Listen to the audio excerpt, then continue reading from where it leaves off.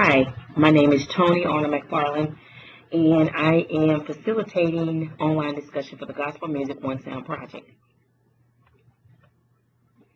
This is week one, and in week one, we will focus on the following items: orientation, review of the purpose, and completing a survey.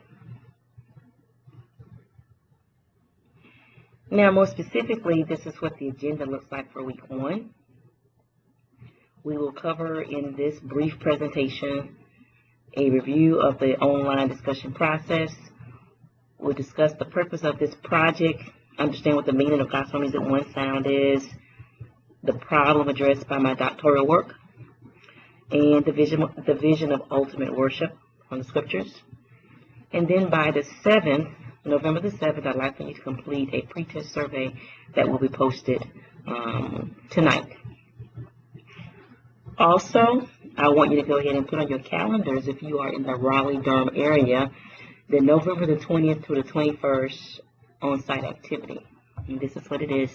So over the next several weeks, starting with week one this week, which actually launched November the 1st, we will have online discussion on November the 20th, which is a Friday, and Saturday the 21st. We will wrap up with an on-site activity, which is also open to others who may not be on this call or a part of this discussion group. We will wrap up with a music seminar and concert featuring William Beckton as the lead facilitator for the music seminar on the 20th. And on the 21st, we will have a panel discussion with industry professionals, music ministry experts, as well as Mr. William Beckton.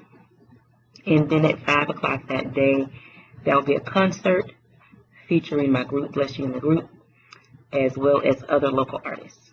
So go ahead and put those dates on your calendars. Invite your churches, your friends and colleagues in music ministry. So here's the orientation for how to follow the online discussion process. As a facilitator, on Mondays and Wednesdays, I will put posts out by 10 o'clock.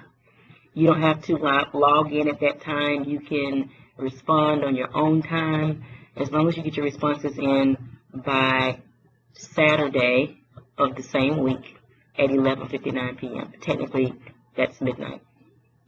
If we're going to have a live activity, I would schedule that through the Facebook events so that everyone is aware of it and they can put that on their calendar. And I will try to record any live online events, webinars, or teleconferences, so those who miss it can still participate and listen. Also, as a guideline for the way we respond to posts, I will put a post out, and it will include the week number and the post number. And I'll ask that everyone who participates only respond to that post and not start a new post. This will help us stay organized and be able to follow up and find information that we may be looking for when we go back and refer to our discussion group. I will not add any additional posts, meaning discussion points, new discussion points, and new activities after Wednesdays. I'll do those on Mondays and Wednesdays and no later than Wednesdays, so you'll have time to respond to what's already online. Also, another key item, as you know, this group is for my doctoral work, Gospel Music One Sound Project, and it's focused for a specific purpose, music ministry and the evolution of gospel music. So any content unrelated to that, I will remove. If there are members who are not contributing to that, I may have to remove them as well. So just keep that in mind, that this is not a Facebook group or a post like you would generally use Facebook, but more specifically for an online discussion that will be used for academic research. And I already mentioned this briefly, but Gospel Music One Sound is a focus on the evolution of gospel music, but that is a subtopic in the evolution of African American worship. And as I mentioned, online discussion is the method for collecting data around this topic. I am seeking public opinions of African Americans who, or others who listen to gospel music, and getting their information, their aspects, their attitudes and opinions on specific things relating to gospel music. These responses will later be analyzed. I will be able to interpret trends and the data collected, and that will be useful in helping me wrap up the final conclusions for my project.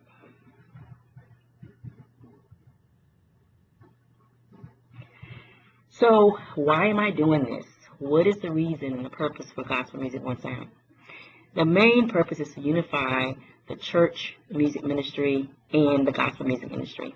And when I say church music ministry, I am more specifically speaking of the African American worship experience.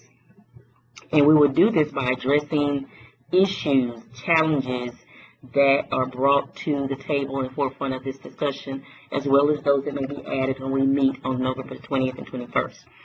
And addressing these will help us to renew purpose for those who are practitioners in the church, as a music ministry leader, choir director, worship leader, administrative support, things of that nature. Or maybe you have a community group, or maybe you are an up-and-coming gospel artist. And we will also have among us music ministry experts, national artists, industry professionals, academic scholars to help us identify the success factors and practical applications for resolving these issues and mitigating these issues. So as a part of my doctoral work, I have to have a problem statement and a hypothesis. The problem statement is before you on the screen. Basically, I'll let you read it. I won't read it specifically. I will just paraphrase it.